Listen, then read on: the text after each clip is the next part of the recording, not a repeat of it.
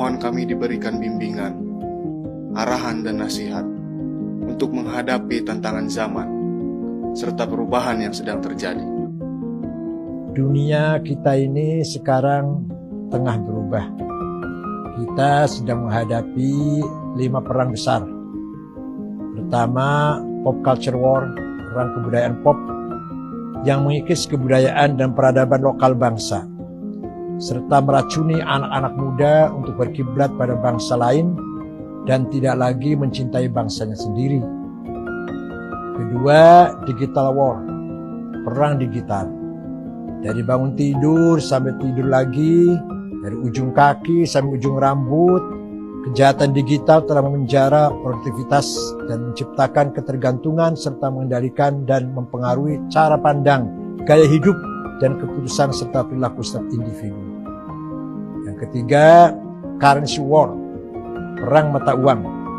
Perubahan sistem mata uang konvensional ke digital serta kedaulatan keuangan suatu bangsa sedang dikoyak dan dikendalikan oleh ekosistem dan para pengendali global.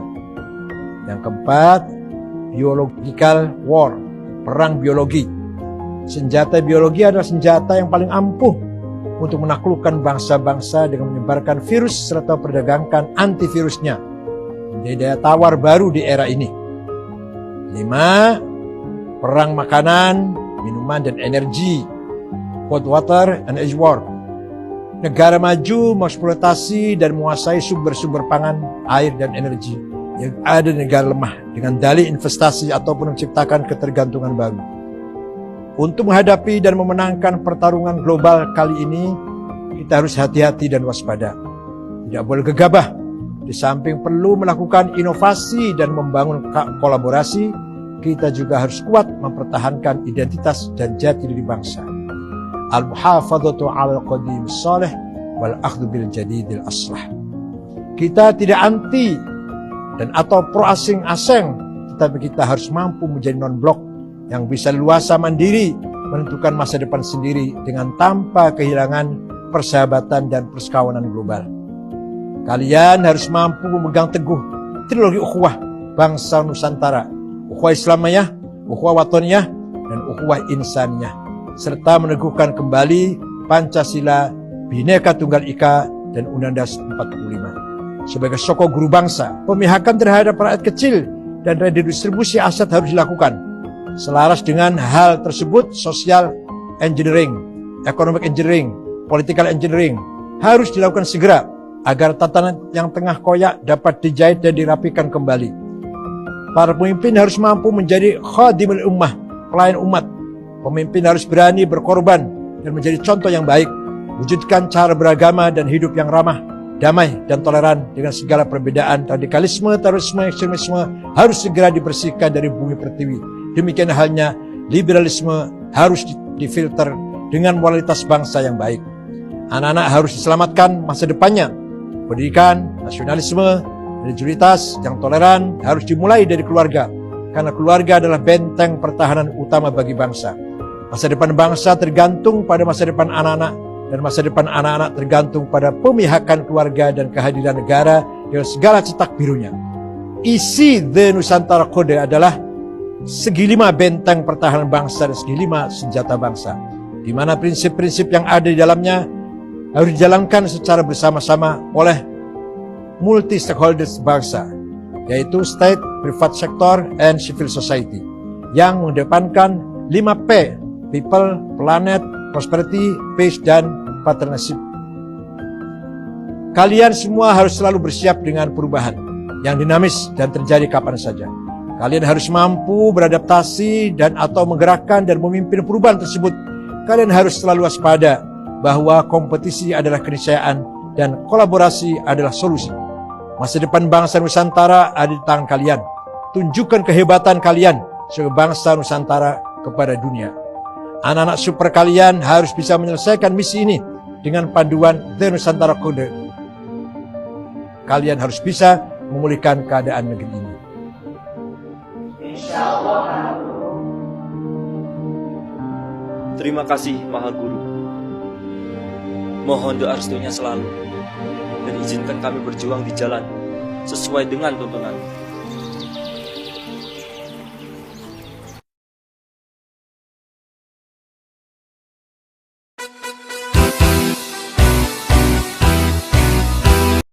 Untuk orang-orang Solo mungkin belum dengar ya, saya Gus Dur ini sampai hari ini belum urusan sama malaikat.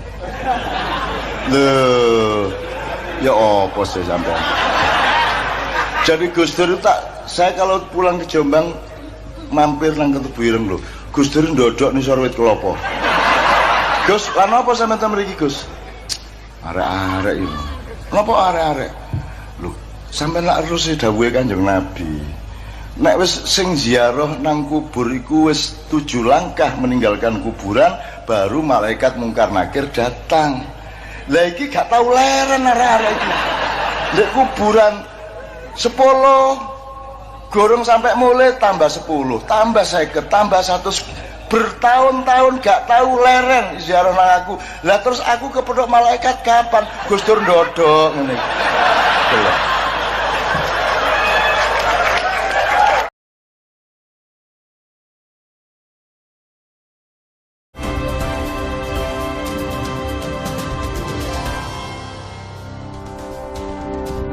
Terima kasih Anda masih di Rosi, wajah baru Nahdlatul Ulama. Apa tantangan terbesar NU saat ini?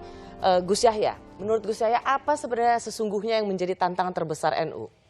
Wah, kalau bicara soal tantangan sudah besar sekali ya. Tapi yang pertama-tama menurut saya harus kita bangkitkan adalah kesadaran tentang makna asal dari kehadiran NU ini. Yang menurut saya sudah banyak dilupakan, banyak direduksi, gitu. Sehingga warga NU dan bahkan para aktivisnya sendiri dilupakan, direduksi, bahkan ya, sampai tahap itu.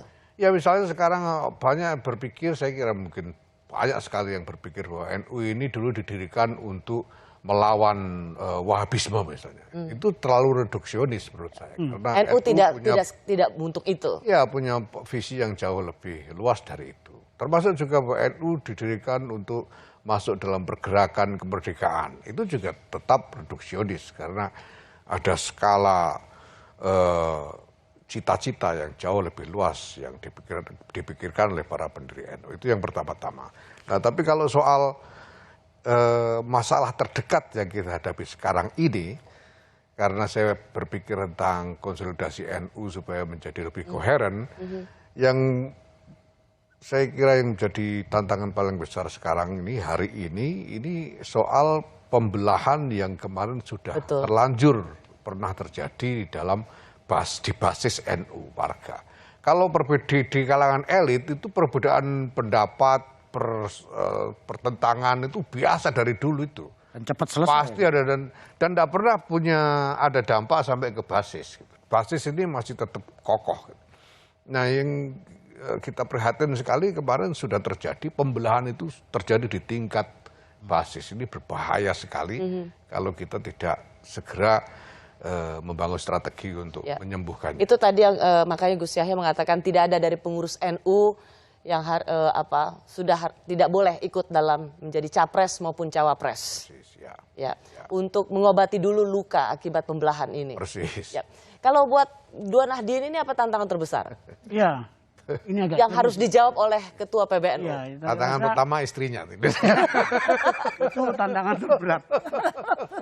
Nah, jadi maaf Gus, jadi sebenarnya bukan hanya pembelahan yang terjadi di tingkat basis masa NU di grassroots, tapi lebih dari itu harapan dari kita semua adalah terbelahnya masyarakat secara nasional di semuanya. Yang dibutuhkan oleh negara adalah perang NU untuk merekatkan kembali. Jadi gede sini NU ini harus jadi penjahit itu Mbak Rosi. Untuk merekatkan kembali serpian-serpian hati yang retak. Itu memang gitu Mas. Iya. Obras. Jadi gimana ini keretakan sosial ini kembali terajut gitu ya. Yang dengan rajutan ini semuanya bisa happy, bahagia dan rukun kembali. Nah, itu. Tapi dengan sikap yang seperti tadi berkali-kali dikatakan Gus Yahya bahwa tidak ada kepentingan NU, pemimpin-pemimpinnya ada pengurusnya untuk mau maju pilpres segala macam, itu top. Artinya apa? Ya dia jadi penjahit yang serius ini. Jadi nyapres nggak boleh, calon wakil presiden nggak boleh, komisaris boleh dong Gus. Wah, itu kamu kok nanyanya begitu sih, Ros? Ini pertanyaan tendensius ini. Ini Sarah ini. Sarah itu kan. Ya betul. Ampun, boleh dong. Ya minimal komisaris BUMN. Kalau komisaris dan lain-lain ini kan tergantung apa ya, tergantung kapasitasnya, Iya. kapasitasnya itu. Pantas nggak jadi komisaris di situ, ngerti apa soal perusahaan apa namanya bidang usahanya itu. Nanti kan. jangan-jangan. Saya kira wajar saja kalau memang kredibel. Oke. Nanti pertanyaannya jangan sampai ngelantur loh. Jadi pengamen boleh nggak di situ? Nah, ini kacau nanti kita. Soalnya ada komisaris di sini. Apa itu harus dipertanyakan juga kredibel apa enggak ya Gus ya? Untung bukan pengurus ya Gus. Bukan pengurus. Nanti dikasih kesempatan untuk jadi presiden. Untung nggak jadi pengurus. Ya, Boleh kalau nyalon rakyat presiden. menghendaki lah. Ya, kan? Kalau rakyat menghendaki. Padahal kita udah ditunggu ya, kapan kita dipilih jadi anggota pengurus PBNU ya kan? Tapi ternyata nggak dipilih karena mungkin kita punya kan sebagai calon presiden atau wakil presiden. Saya sebelum mengucapkan berpisah pada Mbak Alisa Wahid, apa kritik Anda selama ini pada NU, dalam hal ini PBNU, yang akan diperbaiki di masa kini sebagai jawaban atas kepengurusan yang baru atau atas apa pembenahan yang baru di NU? Kritik ini bukan atas kesalahan ya, Mbak Rosi. Kalau saya melihatnya kritik ini pada titik yang room for growth gitu ya, ruang pertumbuhan. Ruang pertumbuhan NU itu adalah menyadari bahwa dirinya itu punya basis massa yang sangat besar dan punya kewajiban untuk memikirkan basis massa yang sangat besar ini. Satu, kesejahteraan mereka. Jadi bagaimana mereka sejahtera, bagaimana mereka memiliki kehidupan yang maslahat. Kemudian yang kedua adalah kontribusi mereka pada bangsa dan pada peradaban dunia.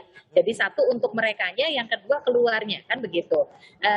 NU punya potensinya, tapi selama ini masih butuh untuk lebih diperkuat lagi. Nah, kalau kita bicara menghidupkan Gus Dur, salah satunya adalah pada masa Gus Dur, peran NU mewarnai kehidupan kebangsaan itu sangat kuat. Ya. Sekarang kita butuh NU untuk kembali lebih memikirkan bangsa, kontribusinya untuk bangsa. Karena itu saya yakin sekali apa yang selama ini diungkapkan oleh Gus Yahya di berbagai kesempatan untuk melakukan konsolidasi sumber daya NU. Jelas ini bukan sumber daya keuangan karena itu kelemahan NU itu tadi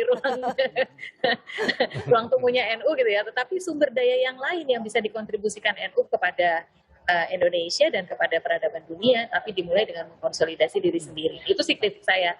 Baik, terima kasih Nyai Alisa Wahid, terima kasih. Saya tahu Anda sedang dalam acara, tapi terima kasih. Saya menghargai partisipasi untuk ikut bergabung dalam Rosi malam hari ini. Terakhir Mbak Bat, gimana?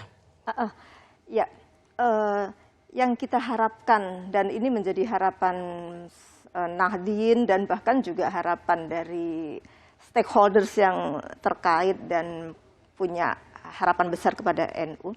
Bagaimana NU ini menjadi kekuatan civil society Islam yang benar-benar mengakar sampai ke bawah, sampai ke tingkat grassroots. Kan memang dia kan jamiah yang warganya itu ada sampai pada kumpulan-kumpulan NU itu kan sampai pada tingkat RT pelosok seperti itu.